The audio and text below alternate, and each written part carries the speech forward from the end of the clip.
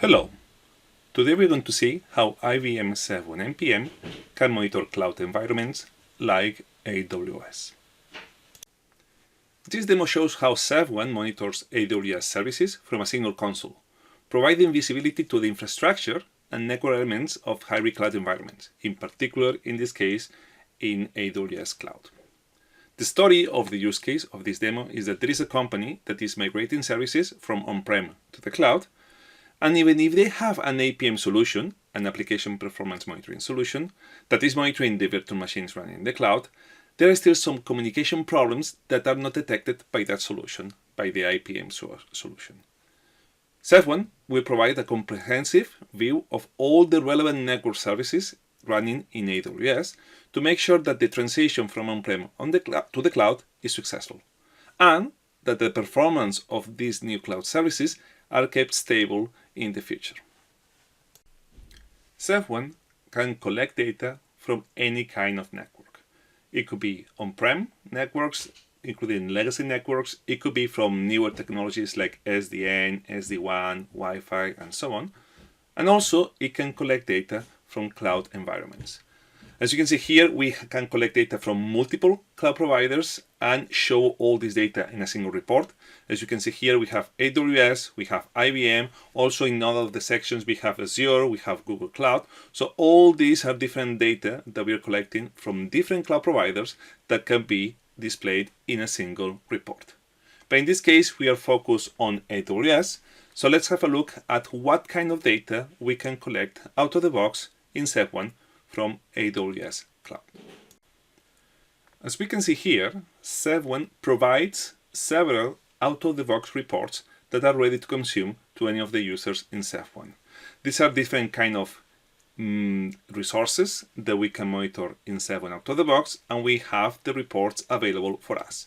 In SEV1, we can create our own reports. We can copy and edit the existing reports that we can have here. So we don't have to use those reports, but if we want to, we could do them because we could use them because they are available to us.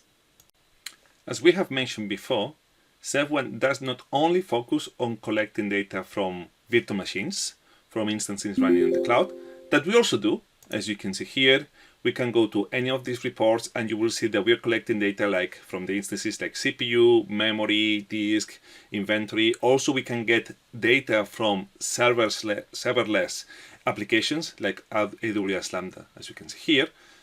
But this is not our main differentiator or our main focus. The main thing that we do is that we collect data from network resources running in the cloud. What kind of network resources? For example, we could go to direct connects, to this report that happens out of the box that collects all the relevant data from the direct connects that are from on-prem to the cloud. And we can see here that we can collect data like ingress, egress, we can get the optical levels, everything that is relevant. We also collect data from other resources like transit gateways, or as you can see here, NAT gateways, giving us all the information that we need to understand what kind of traffic is going to and from the network. We have here NAT gateways, and also we can see similar information from transit gateways.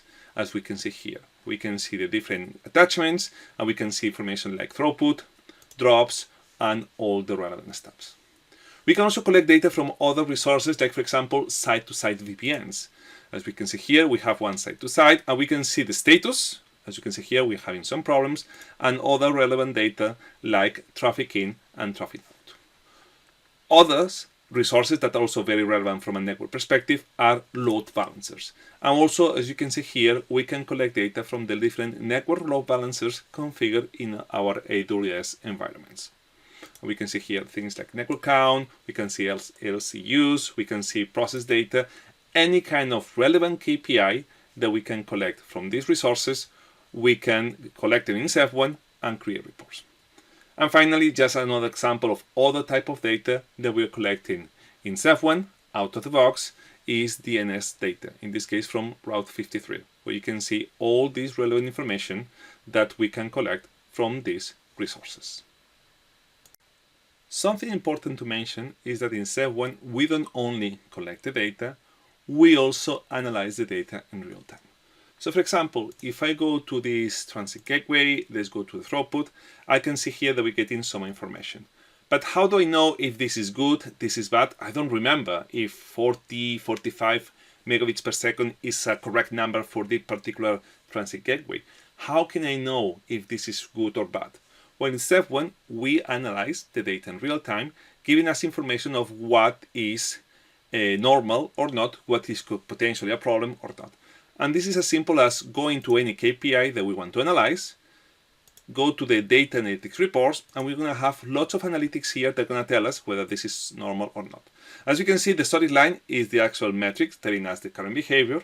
The dotted line is the expected or normal behavior at this point in time, this day of the week. So actually you can see that normally the traffic should be higher than now. So this is giving me some context of potentially what happened is that we're generating less traffic than before.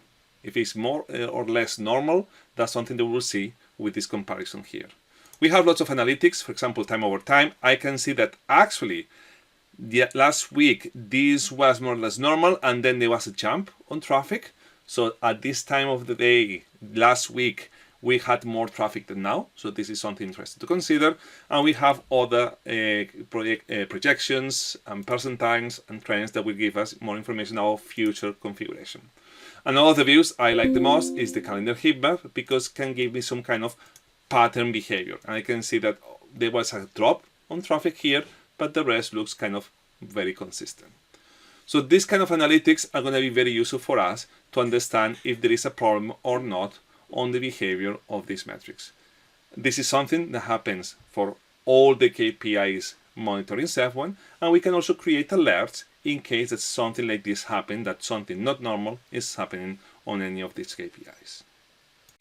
Also, another very important functionality that we have in SEF1 is the ability to create reports with metrics from different sources or different domains.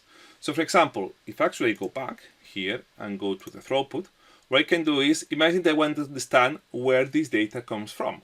And what I want to do is compare this data with data from other sources.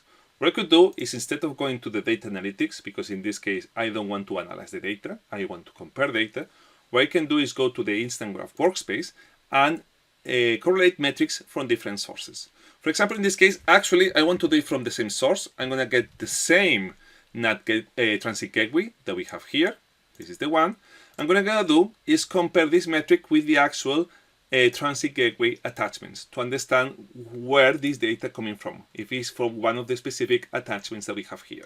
So if actually I put both of them together, well, I can see that actually the traffic from these two gateway attachments are the ones combining the total traffic here. So there is no one attachment that is generating more traffic than the other. Both attachments are doing the same kind of traffic. So with a couple of clicks, I've managed to add data from different sources and then display data in a single report. I could do the same with any other kind of data. So for example, if I'm interested to collect data from, let's say a VPN, I think the name of the VPN was this one, and I want to display VPN performance, and I want to see the type of traffic coming from that VPN performance, what I could do is select the metric, and then this will show in the same report. So in SEF1, as we're collecting data from different sources, it could be from the cloud, it could be from on-prem, it could be from anywhere. As you can see here, we have access to any kind of metric, any kind of KPI that we're collecting from any domain. We can combine all these metrics in a single report, allowing us to understand what is happening much faster than if we didn't have this functionality. So as we have seen, SEF1 is a solution that allows us to monitor different cloud providers, including AWS, and it doesn't focus only on the performance of the instances. We focus on everything else. Everything that is relevant, that is network focused. We can collect data from those services, we can analyze the data, we can report the data, and we can combine data from different sources to help us to understand how the performance of our cloud services are behaving and to prevent future issues. Thank you for watching.